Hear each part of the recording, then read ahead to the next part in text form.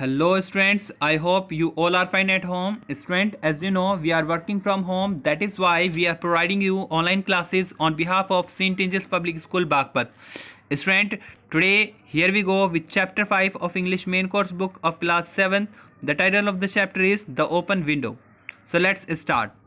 Student, today we are going to explain the chapter, the sixth part of this chapter. We have already explained the 5 parts in starting 4 parts, part 1 and 2.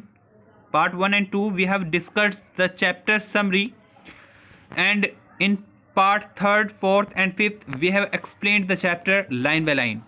So before starting our today's 6th part, just take a review of part 3rd, 4th and 5th. Let's start. Student, in 3rd part we have started the explanation of chapter, जिसके अंदर हमने जाना कि mister Frampton Nuttall जो है वो गांव में पहुंच चुके हैं, और गांव में सबसे पहले उनकी मुलाकात वीरा नाम की एक लड़की से होती है जो कि मिसेस सेपल्टन की निस भांजी है। मिसेस सेपल्टन, जिसके बारे में उसके सिस्टर ने उन्हें बताया था लेटर में लिखकर। वीरा एक बहुत ही शरारती लड़की है जिसने बातों ही बातों में मिस्टर फ्रैम्पटन से लगभग सारी बातें जान ली थी। वो जान चुकी थी कि मिस्टर फ्रैम्पटन जो है वो एक हिचकिचाहट वाले नर्वस व्यक्ति है, और वो ये भी जान चुकी थी कि उसने उसकी आंटी मिसेस सेपल्टन को नहीं देखा है, और वो एक डरपोक किस्म का इंसान है। वो बात बात पे किसी भी चीज़ से डर जाता है।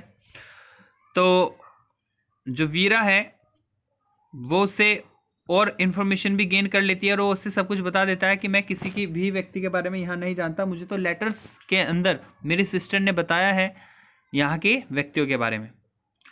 तब फ्रैम्पटन के बारे में जब वीरा पूरी तरीके से इंट्रोड्यूस हो जाती है, तब वीरा एक शरारत करती है। वो फ्रैम्पटन को बताती है कि वैसे तो सब ठीक है, लेकिन मेरी जो आंटी है वो एक साइको है, यानी कि दिमागी रूप से बीमार है, और उन्हें बीच बीच में दौरे पड़ते हैं, और उनकी इस दौरे की जो कारण है, उनके इस दुख का जो कारण है वो क्या है, वो एक घटना है जो अब से ठीक 3 साल पहले हुई थी। This was we have discussed in 4th part.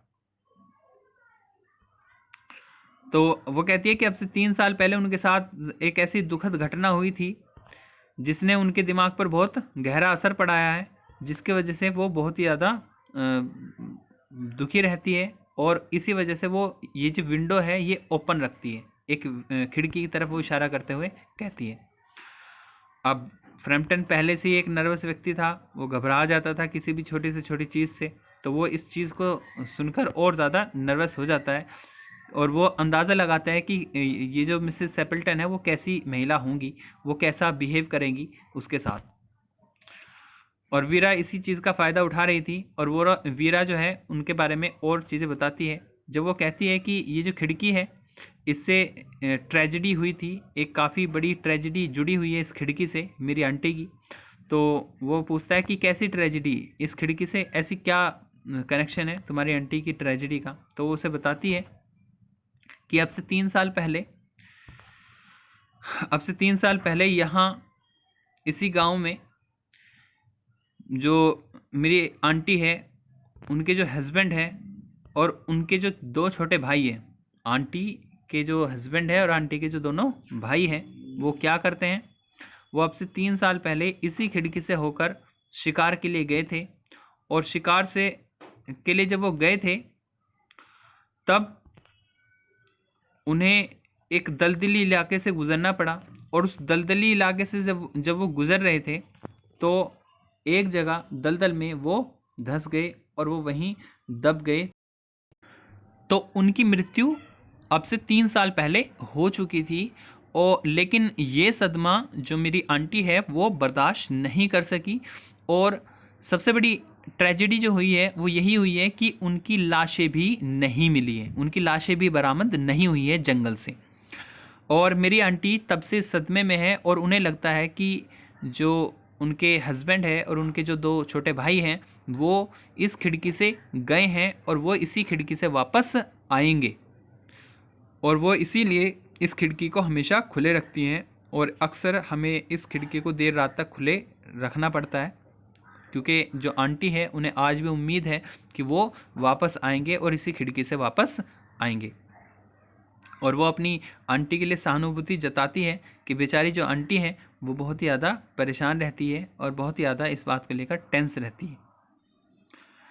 तो वो इस चीज़ को इतने सीरियस तरीके से बताती है मिस्टर फ्रैम्पटन को कि उन्हें यकीन आ जाता है कि वास्तव में ऐसी ट्रेजेडी उनके साथ हुई होगी, जबकि ये एक पूरी तरीके से फिक्शनल स्टोरी थी, एक पूरी तरीके से मनगढ़ंत कहानी थी। तो वो कहती है कि अब से 3 साल पहले ही वो मर चुके हैं, लेकिन उसकी आंटी को उम्मीद है कि वो तीनों वापस आएंगे, और उसकी आंटी इसी बात के सदमे में है। So we have discuss about it in the 5th part. हमने यही चीज़ें 5th पार्ट तक एक्सप्लेन की थी। Now we are going to explain chapter 6 part, and we are going to explain it line by line, so please pay attention here. It is the 6th part, so here we go, let's start. Poor dear aunt, जो मेरी प्यारी बेचारी aunty है, she has often told me how they went out, her husband with his white waterproof coat over his shoulders, and Ronnie, her youngest brother, singing Bertie, why do you bound?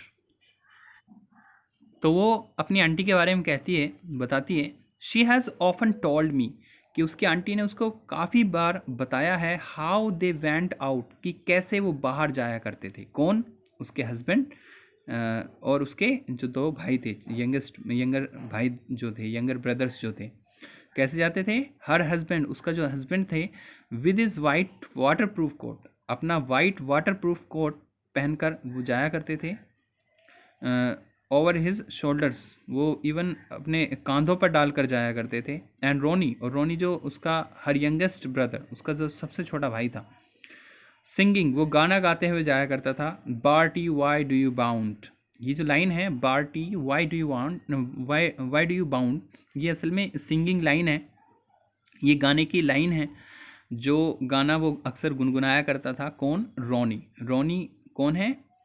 Mrs सैपल्टन का छोटा भाई, सबसे छोटा भाई, ठीक है। As he always did to tease her, और ये गाना वो अक्सर उसे चिढ़ाने के लिए, किसको? आंटी को। जो आंटी है मिसिस सैपल्टन, उसको चिढ़ाने के लिए, उसको छेड़ने के लिए गाया करता था।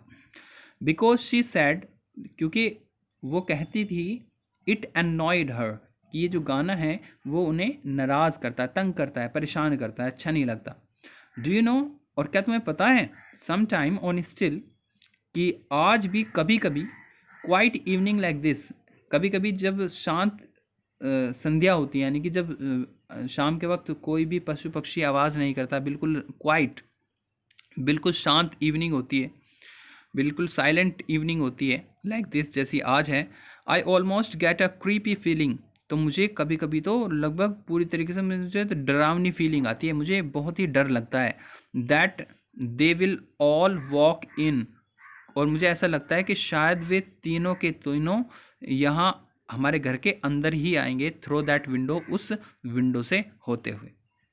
अब ये बात किसको कह रही है? वो मिस्टर फ्रैम्पटन को, और फ्रैम्पटन पहले से डरा हुआ है और वो उसको और डरा रही है। वो कह रही है कि मेरी जो आंटी है वो मुझे बताती थी कि कैसे उसके हस्बैंड कंधे पर वाइट वाटरप्रूफ कोट डाल के जाया करते थे, और उसका जो छोटा भाई है रोनी, वो कैसे उसे चिढ़ाता हुआ जाया करता था शिकार पर, और वो अक्सर वो एक ही गाना गाते हुए जाता था, जो मुझे बहुत बेकार लगता था। और फिर जो वीरा है वो और डराती है कि फ्रैम्पटन को, कि क्या तुम्हें पता है कि जब भी ऐसी शाम होती है ना, शाम का वक्त होता है, तो मुझे बहुत डर लगता है, और ऐसा लगता है जैसे सच्ची में ही वो तीनों इस खिड़की से होकर वापस आ जाएंगे घर के अंदर। She stop talking with a little shiver, shiver मिस होता है कपकपनी, कपकपी छुटना। तो जो वीरा है वो अब पूरे तरीके से फॉर्म में है, वो पूरी तरीके से एक्टिंग कर रही है कि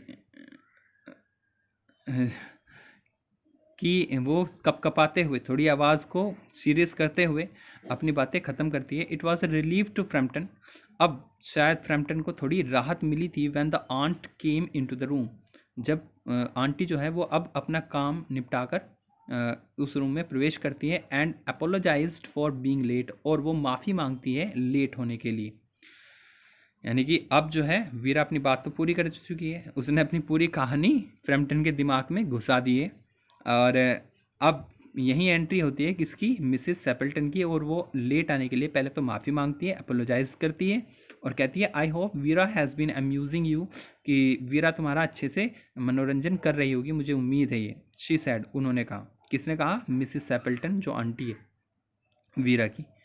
she has been very interesting said Framton, अब फ्रैम्पटन बेचारा क्या कहता है, वो कहता है हाँ ये बहुत ही इंटरेस्टिंग बातें करती है, बहुत ही रोचक बातें ये बताती है। I hope you don't mind the open window sad Mrs Appleton. अब देखिए इत्तेफाक से कोइंसिडेंट ये रहा कि अभी तक वो खिड़की के बारे में ही उसे मनगढ़ंत कहानी सुना रही थी, और आते ही मिसिस एपल्टन ने भी उस खिड़की के बारे में ही सवाल पूछ लिया कि मुझे उम्मीद है कि आपको इस खुली हुई खिड़की से कोई परेशानी नहीं होगी। My husband and brother will be home directly, मेरे हस्बैंड और मेरे ब्रदर जो है वो जल्दी ही घर आ जाएंगे फ्रॉम शूटिंग, अपना शिकार से। डायरेक्टली वो इसी विंडो से आते हैं, सीधे इस विंडो से अंदर आते हैं। And they always come in this way, और वो हमेशा इसी रास्ते से आते हैं। They have been out for snipe, वो जो है वो स्नाइपिंग करने के लिए यानी कि निशानेबाजी के लिए वो बाहर गए हैं, शूटिंग करने के लिए वो बाहर गए हैं। ये सब बातें कौन बता रही है, मिसिस एपल्टन, किसको, मिस्टर फ्रैम्पटन को। तो खिड़की के बारे में कह रही है कि आपको उम्मीद है कि इस खुली हुई खिड़की से कोई प्रॉब्लम नहीं होगी। ये खुली हुई खिड़की असल में मेरे हस्बैंड और मेरे भाइयों के लिए है, जो डायरेक्ट शिकार से इस खिड़की से होते हुए वापस आते हैं। अब वो कहती है so they will make a fine mess over my poor carpet, they have been out for snipe in the marshes, marshes means होता है दलदल। तो वो कहते हैं कि वे जो स्नाइपिंग करने गए हैं यानी कि निशानेबाजी जो करने गए हैं, शिकार खेलने जो गए हैं, वो एक दलदली इलाका है, वो दलदल है, इसलिए they will make a fine mess, इसलिए वो जब आएंगे तो वो डेफिनेटली मेरे लिए जो मेरा कारपेट है, मेरा बेचारा जो कारपेट है उसको काफ़ी गंदा कर देंगे, काफ़ी मैस कर देंगे, मैसिव कर देंगे, काफ़ी फैला देंगे मेरे काम को। इसलिए मैं जो खिड़की है ये खुली रखती हूँ ताकि वो खिड़की से ही डायरेक्ट अंदर आ जाएं। So student, this was the end of part second.